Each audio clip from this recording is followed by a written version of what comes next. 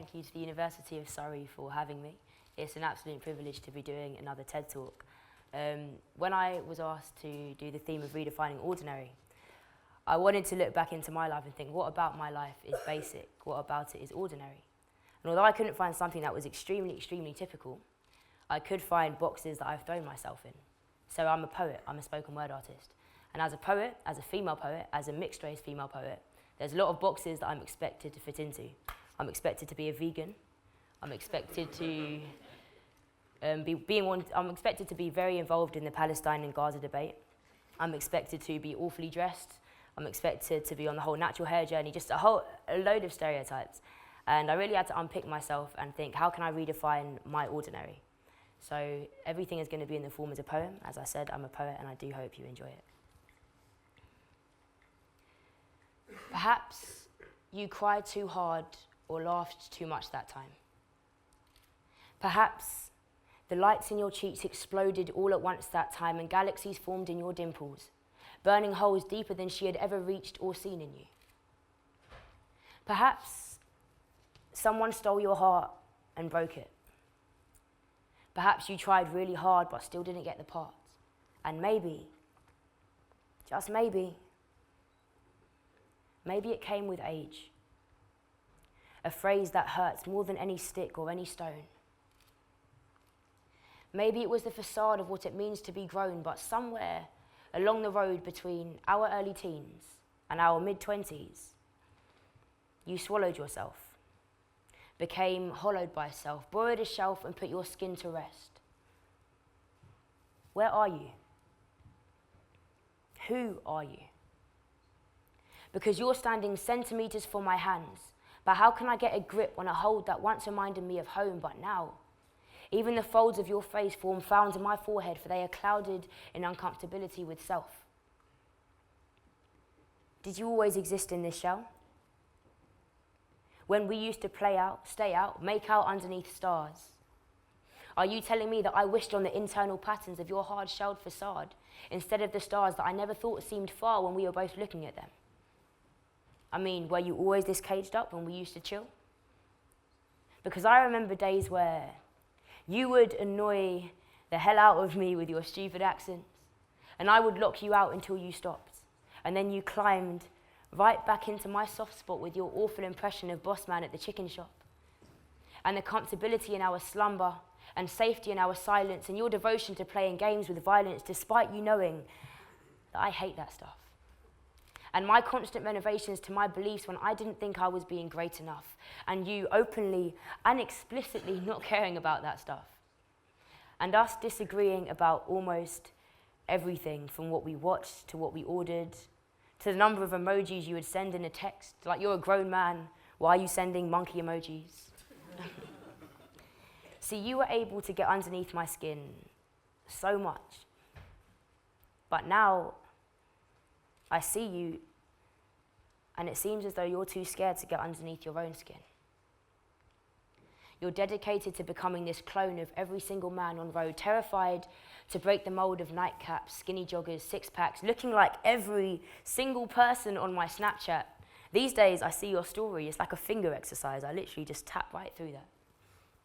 But if I carry on this poem like this, it's going to be the most direct indirect I've ever written, so allow me to broaden the scope.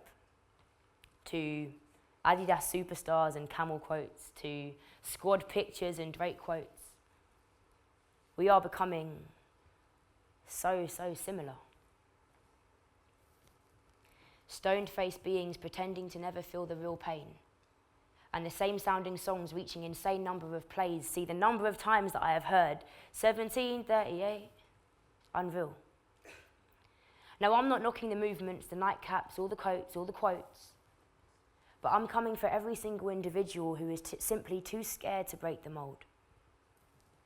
The fact is this: in each of us, there is a light, and we are all extraordinary. But it seems as though we don't know this anymore, so we don't show this anymore. So because of that, we aren't really learning how to grow this anymore. I mean, why is every extremist the same these days? That's one thing that will never make sense. Your angle of revolution looks like a twin to the other. How can you ever expect change? So as I was writing the poem, I really had to ask myself, what is it about our generation that has become so familiar, so similar? What is it about the millennials that make me feel as though I can have a conversation with someone and predict what they're going to say or the type of person they're going to be 15 minutes in?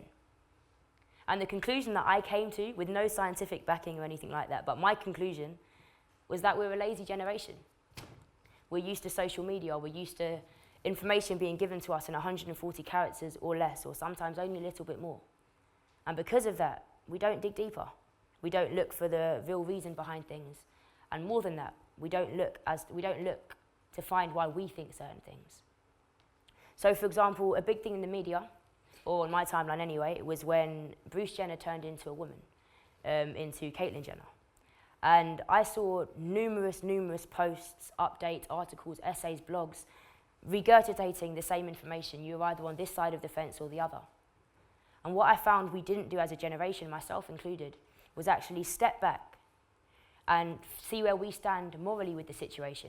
See where we stand in terms of, is this something that we're advocating? Is this something we're happy to see? Or is it something that we're not happy to see? And really actually stepping back from the matter. So when I realized I hadn't looked deep into that issue, I wanted to question myself. What else in my life have I not looked deep into that I've simply just taken for face value, essentially? And I collect a lot of trainers. I wear a lot of trainers. I collect kicks, sneakers, vintage trainers. And I have quite a few pairs of Huaraches. So the other day, I picked up a pair, and I looked at it, and I asked myself, Sophia, do you like these shoes? Despite them being Nike and despite them being Huaraches, do you actually like the look of these shoes? And it took me stepping back from my shoe to realize that they're hideous. Like, Huaraches are typically ugly shoes. Like, if they weren't Huaraches or Nike, I would look at them and think, why would anyone get them? Silly them, and I have so many pairs, that's quite ridiculous. So with that being said, I do encourage all of us to dig a bit deeper, because when we do dig deeper, we embrace our own individual selves, our own uniqueness, and that should essentially become our own ordinary. Imagine you were writing an essay or a dissertation, you would have a point, and you would look into the point, you would look into why this is your motion for the essay. You would study it. So let's begin studying ourselves.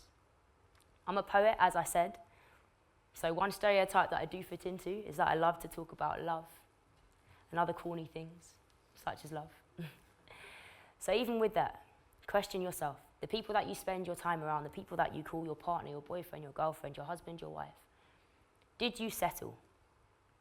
Do you want to be with this person because inside your heart of hearts, this is something that you have always desired? Or is it just a surface desire?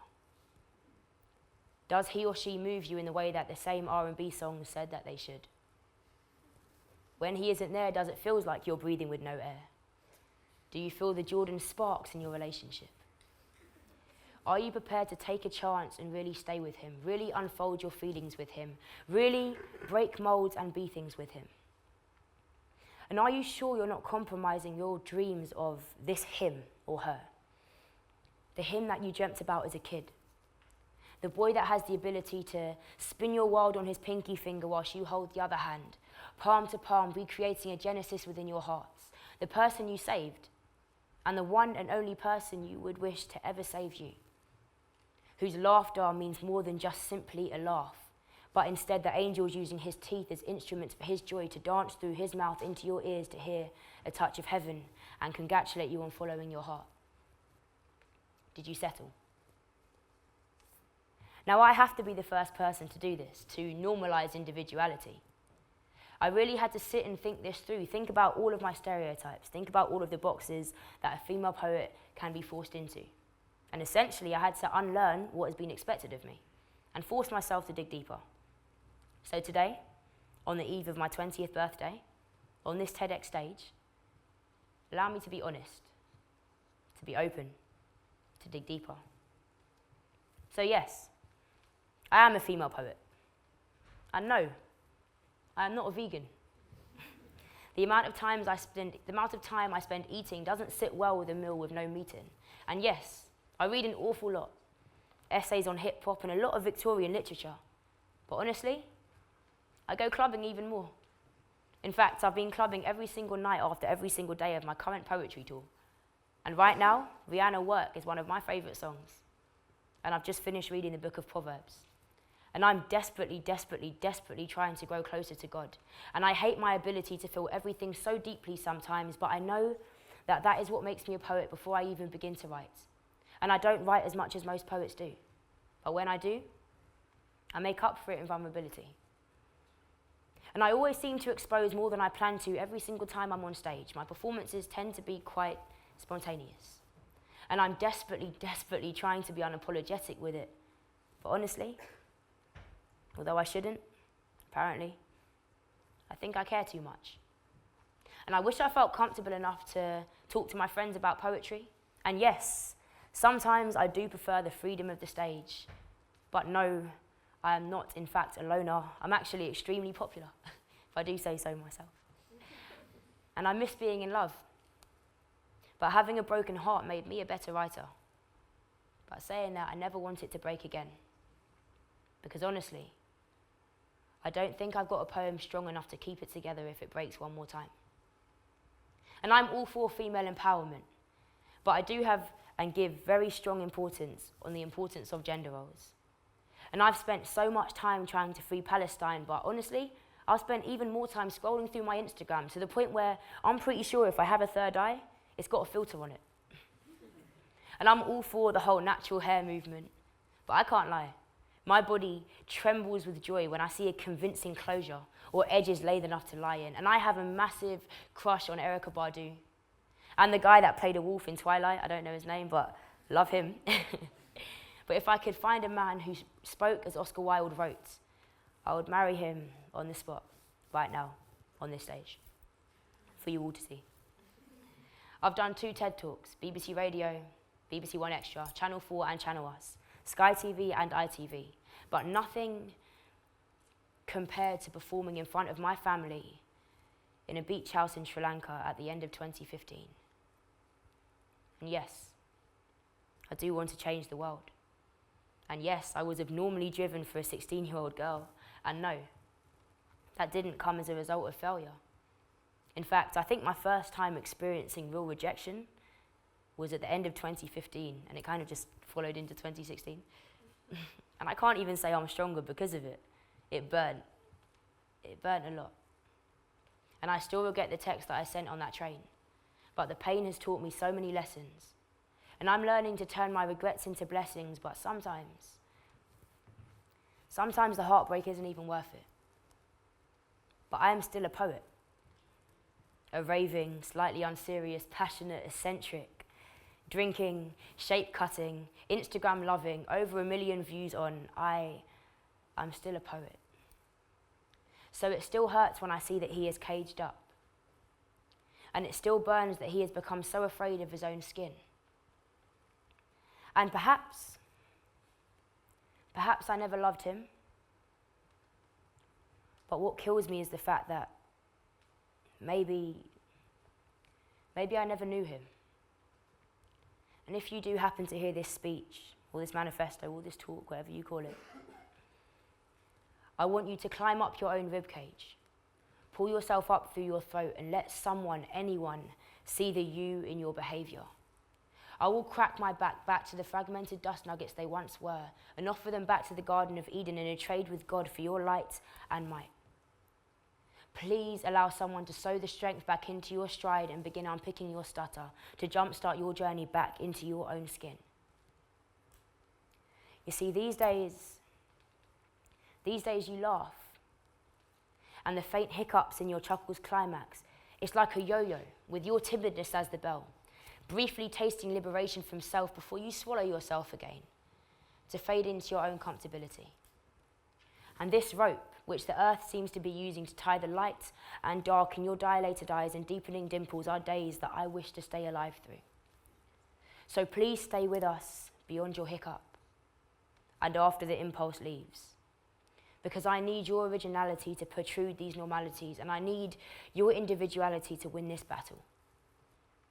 Because as it stands, it scares me to think that whilst you made me so comfortable with self, I was unable to do the same for you. And whilst I would have loved to end my speech on a line within the poem, I feel as though it's more appropriate to end on a line of thanks and gratitude. Thank you for allowing me to be honest and essentially redefine my own ordinary. Thank you.